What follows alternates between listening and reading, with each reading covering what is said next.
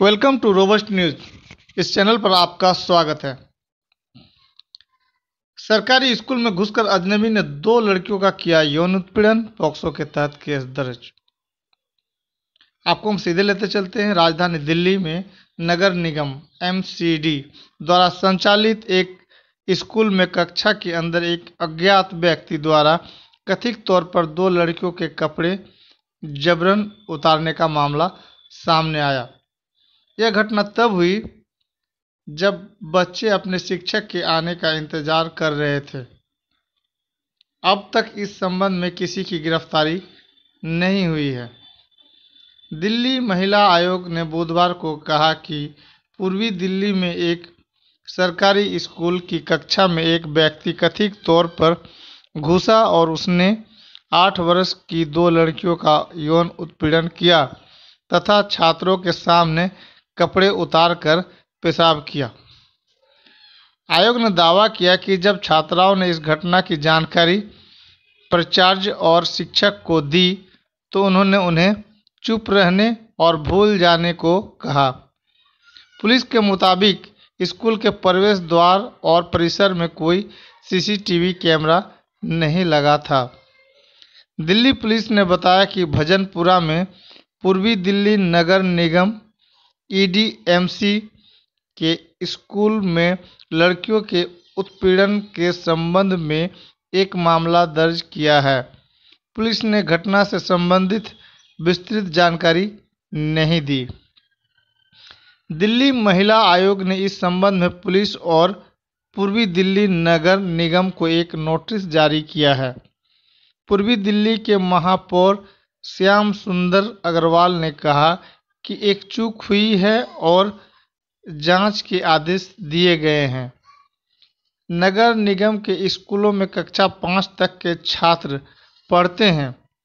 दिल्ली महिला आयोग ने 30 अप्रैल को जारी नोटिस में कहा कि स्कूल असेंबली के बाद बच्चे कक्षा में अपने शिक्षक का इंतजार कर रहे थे, तभी एक अजनबी कक्षा में घुस गया। नोटिस में कहा गया, कथित तौर पर उसने एक बच्ची के कपड़े उतारे और उसने अश्लील शब्द कहे। इसके बाद वह दूसरी लड़की के पास गया और उसके तथा अपने कपड़े उतारे। इसके बाद आरोपी ने कक्षा का दरवाज़ा बंद कर दिया और बच्चों के सामने पेशाब किया। आयोग ने कहा, यह एक गंभीर मामला है और इस पर तत्काल कार्रवाई की जानी चाहिए। मामले की जांच के लिए विशेष दस्ते का गठन किया गया है। Welcome to robust news. Robust news में आपका फिर एक बार स्वागत है। कैसे टीपू सुल्तान ने लड़कर दलित महिलाओं को अपना स्तन ढकने का अधिकार दिलाया था? क्वेश्चन है। केरल के तरणकोर इलाके, खास तौर पर वहां की महिलाओं के लिए 26 जुलाई का दिन बहुत महत्वपूर्ण है।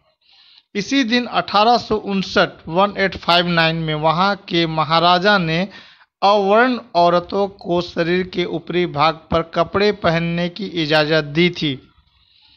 अजीब लग सकता है, पर केरल जैसे प्रगतिशील माने जाने वाले राज्य में भी महिलाओं को अंगवस्त्र या ब्लाउज पहनने का हक पाने के लिए 50 साल से ज़्यादा सघन संघर्ष करना पड़ा।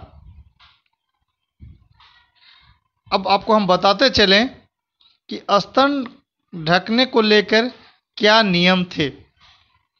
इस कुरूप परंपरा की चर्चा में खास तौर पर निचली जाति नादर की स्त्रियों का जिक्र होता है, क्योंकि अपने वस्त्र पहनने के हक के लिए उन्होंने ही सबसे पहले विरोध जताया। नादर की एक उपजाति नादन पर यह बंदिशें उतनी ही नहीं थी। उस समय न सिर्फ अवर्ण बल्कि नंबूदिरी, ब्राह्मण और क्षत्रिय नायर जैसे जातियों की औरतों पर भी शरीर का ऊपरी हिस्सा ढकने से रोकने के कई नियम थे। नंबूदिरी औरतों को घर के भीतर ऊपरी शरीर को खुला रखना पड़ता था। वे घर से बाहर निकलते समय ही अपना सीना ढक सकती थी। लेकिन मंदिर में उन्हें ऊपरी वस्त्र खोलकर ही जाना होता था। नायर औरतों को ब्राह्मण पुरुषों के सामने अपना वक्ष खुला रखना होता था। सबसे बुरी स्थिति दलित औरतों की थी, जिन्हें कहीं भी अंगवस्त्र पहनने की मनाही थी। पहनने पर उन्हें सजा भी हो जाती थी। एक घटना बताई जाती है जिसमें एक निम्न जाति की महिला अपना सीना ढककर महल में आई तो रानी अतिंगल ने उसके स्तन कटवा देने का आदेश दे डाला। इस अपमानजनक रिवाज के खिलाफ 19वीं सदी के शुरू में आवाजें उठनी शुरू हुई। उच्च वर्ग के लोग जबरन महिलाओं के वस्त्र उतार देते थे। 18वीं सदी के अंत और 19वीं सदी के शुरू में केरल से कई मजदूर, खासकर नादन जाति के लोग, चाय बागानों में काम करने के लिए श्रीलंका चले गए। बेहतर आर्थिक स्थिति, धर्म बदलकर ईसाई बन जाने और यूरोपीय असर की वजह से इनमें जागरूकता ज़्यादा थी और ये औरतें अपने शरीर को पूरा ढकने लगी थी। धर्म परिवर्तन करके ईसाई बन जाने वाली नादर महिलाओं ने भी इस प्रगतिशील कदम को अपनाया। इस तरह महिलाएं अक्सर इस सामाजिक प्रतिबंध को अनदेखा कर सम्मानजनक जीवन पाने की कोशिश करती रही। यह कुलीन मर्दों को बर्दाश्त नहीं हुआ। ऐसी महिलाओं पर हिंसक हमले होने लगे। जो भी इस नियम की अवहेलना करती उसे सरे बाजार अपने ऊपरी वस्त्र उतारने को मजबूर किया जाता। अवर्ण औरतों को छूना न पड़े, इसके लिए स्ववर्ण पुरुष लंबे डंडे के सिरे पर छुरी बांध लेते और किसी महिला को ब्लाउज या कंचुकी पहना देखते तो उसे दूर से ही छुरी से फाड़ देते। यहाँ तक कि वे औरतों को इस हाल में रस्सी से बांधकर सरेआम पेड़ पर लटका देते ताकि दूसरी औरतें ऐसा करते डरें। टीपू सुल्तान ने दलित महिलाओं को दिलाया था सम्मान से जीने का अधिकार। सोशल मीडिया पर ब्राह्मणवादी यानी मनुवादी लोग मातम मनाते हैं कि टीपू ने 700 ब्राह्मणों को मार दिया था। टीपू सुल्तान ने अछूत महिलाओं को स्तन ढकने की अनुमति दी थी। वही खींच आज निकाली जा रही है। कोई भी राजा हो, क्या वह अन्याय इसलिए ना देखें और दंड ना दें कि वो यह अन्याय उसके धर्म का नहीं और इस कारण से भविष्य में उस पर अन्य धर्मों के ऊपर किए अत्याचार के लिए गालियां दी जाएगी। संघी और वाम इतिहासकारों ने टीपू सुल्तान को लेकर थोड़ा बड़ा दिल दिखाया, पर अब टीपू सुल्तान को भी विवादित करने का प्रयास किया गया और औरंगजेब के जैसा बनाने का प्रयास किया गया। इतिहासकार टीपू सुल्तान के प्रति इसलिए झूठ न लिख सके क्योंकि टीपू सुल्तान का सारा इतिहास बहुत करीब के दिनों का है। आपको बताते चले, साथ ही यह तथ्य और सबूत है कि वह अंग्रेजों से लड़ते हुए शहीद हुए और अपनी पूरी सल्तनत बर्बाद कर दी। दरअसल उसको बदनाम भी केवल स्ववर्ण कर रहे हैं। हकीकत यह है कि यदि इस देश के इतिहास को यदि निष्पक्ष रूप से लिख दिया जाए तो आज अचानक पैदा हो गए बड़े बड़े महापुरुष नंगे हो जाएंगे और जिन्हें खलनायक बनाया जा रहा है वह देश के महापुरुष हो जाएं। अब आपको एक नेक्स्ट सवाल है, संघ को टीपू सुल्तान से इतनी नफरत क्यों होती है? राजाओं की साम्राज्यवाद के कारणों से हुई लड़ाइयों को हिंदू मुस्लिम की लड़ाई प्रस्तुत किया जा रहा है और लड़ाई में मरने वाले सैनिकों को गिन गिन कर बताया जा रहा है कि इतने वध उस मुस्लिम शासक ने किए, जैसे हिंदू राजाओं ने युद्ध में विरोधी सेनाओं का धर्म देखकर ही मारा हो कि केवल मुस्लिम सैनिक मारे जाए, हिंदू सैनिकों को कोई नुकसान ना हो, चाहे विरोधी सेना का ही क्यों ना हो। तब तो ऐसा कुछ नहीं हुआ।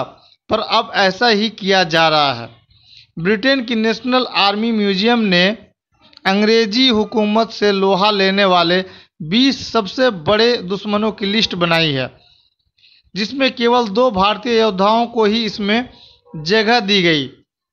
नेशनल आर्मी म्यूजियम के आलेख के अनुसार टीपू सुल्तान अपनी फौज को यूरोपियन तकनीक के साथ ट्रेनिंग देने में विश्वास रखते थे। टीपू विज्ञान और गणित में गहरी रुचि रखते थे और उनकी मिसाइलें अंग्रेजों के मिसाइल से ज़्यादा उन्नत थी, जिनकी मारक क्षमता 2 किलोमीटर तक थी। आपको बता दें, जो अंग्रेज टीपू से इतना घबराते थे, उनके बनाए झूठे इतिहास को दिखाकर संघ के लोग टीपू का विरोध कर रहे हैं। सच यह है कि विरोध कर रहे ऐसे लोग ही भारत के निष्पक्ष इतिहास के लिखने पर नंगे हो जाएंगे, क्योंकि यही लोग हर दौर में अत्याचारी रहे हैं और इसी अत्याचार को करने के लिए इन लोगों ने टीपू से अंग्रेजों की लड़ाई में अंग्रेजों का साथ दिया था। टीपू सुल्तान को हराने के लिए सारे राजाओं ने अंग्रेजों से दोस्ती कर ली। त्रावणकोर के स्वर्ण महाराजा, मराठे और हैदराबाद के निजाम अंग्रेजों के सबसे बड़े मित्र थे।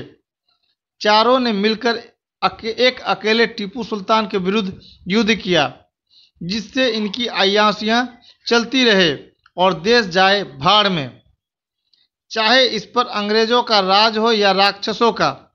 दरअसल जो ब्राह्मणों की हत्याएं करने का आरोप टीपू सुल्तान पर है, वह त्रावणकोर राज्य में है, जहां का ब्राह्मण राजा निरंकुश और अय्याश था। उसके जुल्मों से वहां की जनता को छुटकारा दिलाने के लिए टीपू ने उस पर आक्रमण किया था और युद्ध में त्रावणकोर की सेना में शामिल ब्राह्मण मारे गए। अंततः राजा को वहां की दलित महिलाओं को न्याय देना पड़ा। 1814 में त्रावणकोर के अंग्रेजों के चमचे दीवान कर्नल मुनरो ने आदेश निकलवाया कि ईसाई नादान और नादर महिलाएं ब्लाउज पहन सकती हैं, मगर इसका कोई फायदा न हुआ। उच्च स्ववर्ण के पुरुष इस आदेश के बावजूद लगातार महिलाओं को अपनी ताकत और असर के सहारे इस शर्मनाक अवस्था की ओर धकेल रहे। 8 साल बाद फिर ऐसा ही आदेश निकाला गया। एक तरफ शर्मनाक स्थिति से उबरने की चेतना का जागना और दूसरी तरफ समर्थन में अंग्रेजी सरकार का आदेश। ज्यादा महिलाओं ने शालीन कपड़े पहनने शुरू कर दिए। अदालत में गवाही देने के लिए भी अंगवस्त्र उतारकर अंदर जाना पड़ा था। इधर उच्च वर्ग के पुरुषों का प्रतिरोध भी उतना ही तीखा हो गया। एक घटना बताई जाती है कि नादर ईसाई महिलाओं का एक दल निचली अदालतों में ऐसे ही एक मामले में गवाही देने पहुंचा। उन्हें दीवान मुनरो की आंख के सामने अदालत के दरवाजे पर अपने अंगवस्त्र उतार कर रख देने पड़े, तभी वे भीतर जा पाई। संघर्ष लगातार बढ़ रहा था और उसका हिंसक प्रतिरोध भी। सवर्णों के अलावा राजा खुद भी परंपरा निभाने के पक्ष में था। क्यों न होता। आदेश था कि महल से मंदिर तक राजा की सवारी निकले तो रास्ते पर दोनों ओर नीची दलित जातियों की अर्धनग्न कुंवारी महिलाएं फूल बरसाती हुई खड़ी रहें। उस रास्ते के घरों के छज्जों पर भी राजा के स्वागत में औरतों को खड़ा रखा जाता था। राजा और उसके काफिले के सभी पुरुष इस दृश्य का भरपूर आनंद लेते थे। आखिर 1829 में इस मामले में एक महत्वपूर्ण मोड़ आया। सवर्ण पुरुषों की लगातार नाराजगी के कारण राजा ने आदेश निकलवा दिया कि किसी भी दलित जाति की औरत अपने शरीर का ऊपरी हिस्सा ढक नहीं सकती। अब तक ईसाई औरतों को जो थोड़ा समर्थन दीवान के आदेशों से मिल रहा था, वह भी खत्म हो गया। अब हिंदू ईसाई सभी वंचित महिलाएं एक हो गई और उनके विरोध की ताकत बढ़ गई। सभी जगह महिलाएं पूरे कपड़ों में बाहर निकलने लगी। इस पूरे आंदोलन का सीधा संबंध भारत की आज़ादी की लड़ाई के इतिहास से भी है। टीपू सुल्तान ने त्रावणकोर को हराकर इस रूढ़िवादी व्यवस्था का अंत किया।